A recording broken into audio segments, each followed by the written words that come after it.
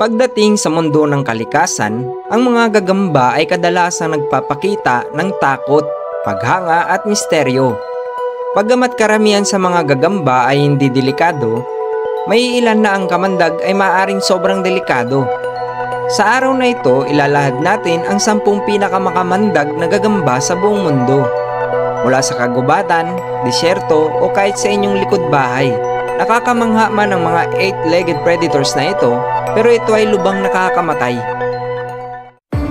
Alright, sa ika-10 pwesto, narito ang mailap na 6-eyed sun spider. Matatagpuan sa mga disyerto ng Southern Africa. Dalubhasa ito sa mga camouflage, kaya't mahirap itong mapansin sa buhangin. Ang kamandag nito ay necrotic, na nangangahulugang nakakasira ito ng mga tissue. Bagamat bihira itong makakagat ng tao, natuklasan sa mga eksperimento na ang kamandag nito ay maaaring nakakamatay. Ang kagat ay maaaring magdulot ng pagkasira ng balat at matinding pinsala sa mga internal organs kung hindi agad magagamot. Sa kabutihang palad, iniiwasan ng 6-eyed sun spider ang mga tao. Ngunit ang kamandag nito ay sapat na para mapasama ito sa ating listahan. Ang yellow sock spider ay nasa ika-9 na pwesto. Matatagpuan sa iba't ibang bahagi ng mundo, kabilang ang iyong tahanan. Maliit man ito, napakalakas ng kamandag nito. Ang kagat nito ay cytotoxic na sumisira sa mga cells.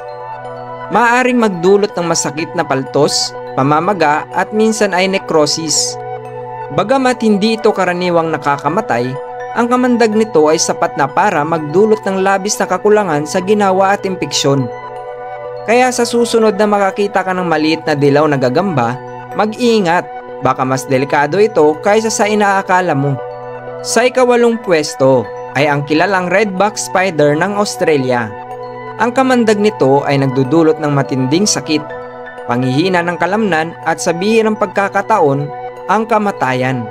Kadalasang matatagpuan sa mga madilim at tahimik na lugar tulad ng garahe o bodega. Ang kagat nito ay nagdudulot ng kondisyon na tinatawag na latrodectism na nagreresulta sa pagpapawis, sakit at pagkirot ng kalamnan. Bagamat bihira ang mga namamatay dahil sa kagat ng redback, salamat na lang talaga sa anti-venom. Ang kamandag nito ay nananatiling isa sa mga pinakanakakamatay sa buong mundo. Sa ika-7 pwesto, narito ang agresibo at madalas na minamaliit na mouse spider. Sa Australia matatagpuan. Ang kamandag ng gagambang ito ay katulad ng sa mas kilalang funnel web spider na pag-uusapan natin mamaya. Mabilis at agresibo ang mouse spider kapag nalalagay sa panganib.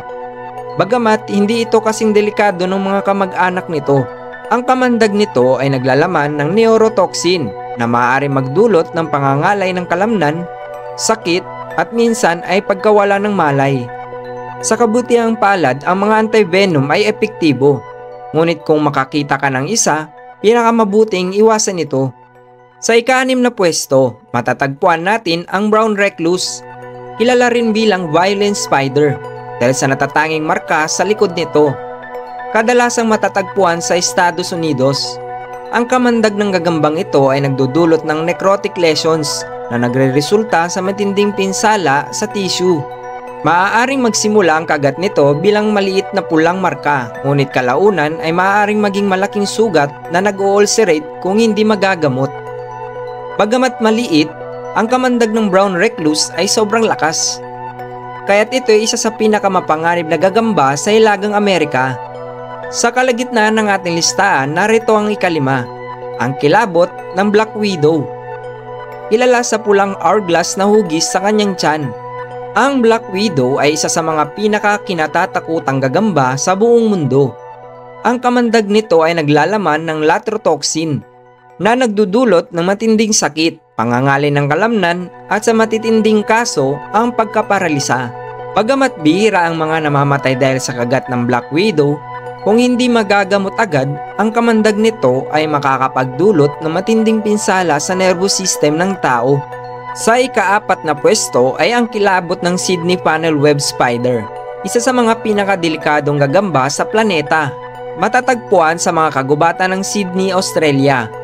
Ang kamandag nito ay naglalaman ng atracotoxins na nakakaapekto sa nervous system at maaaring magdulot ng kamatayan sa loob lamang ng ilang oras. Sapat ang lakas ng pangil nito para makalusot sa sapatos at kilala ito sa pagiging agresibo kapag nagagambala. Dahil sa pagkakaroon ng anti-venom, nabuwasan ng mga namamatay. Ngunit nananatiling isa sa pinakanakakamatay na gagamba ang Sydney funnel web. Sa ikatlong pwesto ay ang Chilean recluse. Malayong kamag-anak ng brown recluse. Pangunahing matatagpuan sa South America. Ang kamandag ng gagambang ito ay mas malakas. Nagdudulot ng matinding necrosis ng balat at sa bihirang pagkakataon, systemic reactions na maaaring maging nakakamatay. Ang kagat nito ay maaaring magdulot ng kondisyong tinatawag na loxoscelism na nagreresulta sa malawakang pagkasira ng balat at maaaring tumagal ng buwan bago tuluyang maghilom. Sa kamandag na madaling magdulot ng matinding pinsala, nararapat lamang na mapasama ang Chilean recluse sa mga pinakamapanganib na gagamba.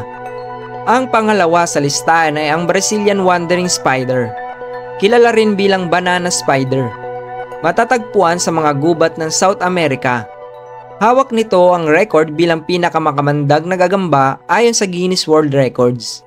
Ang kamandag nito ay nagdudulot ng matinding sakit, pagkawala ng kontrol sa kalamnan at hirap sa paghinga. Kilala ito sa pagiging agresibo at kadalasang natatagpuan sa kagubatan o nagkukubli sa mga halaman ng saging. Kung hindi agad magagamot, ang kagat nito ay maaaring maging nakakamatay, lalo na sa mga bata at matatanda. Alright, sa unang pwesto, narito ang funnel web spider. Ibang species mula sa Sydney funnel web, ngunit kasing delikado. Matatagpuan sa ilang bahagi ng... Ang kamandag nito ay naglalaman ng malakas na neurotoxin na maaaring makamatay sa loob lamang ng ilang minuto. Kilala ito sa mabilis at agresibong atake, kaya't napakadelikado nito. Ang kamandag nito ay sumasalakay sa nervous system na nagdudulot ng pangangalay ng kalamnan, labis na pagpapawis, at sa matinding kaso ng kahihinatnan, pagtigil ng paghinga. Sa kabutihang palad, epektibo ang anti-venom, ngunit nananatiling pinakamakamandag na gagamba sa buong mundo ang funnel web spider. Ito ang 10 pinakamakamandag na gagamba sa buong mundo, mga nilalang na nagdudulot ng takot at paghanga.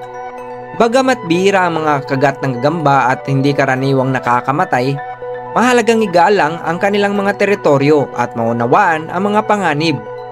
Salamat sa panonood. Kung nagustuhan mo ang countdown na ito, huwag kalimutang mag-like, mag-subscribe at pindutin ang notification bell para sa higit pang kamangamangang mga video tungkol sa mga kababalagan ng kalikasan.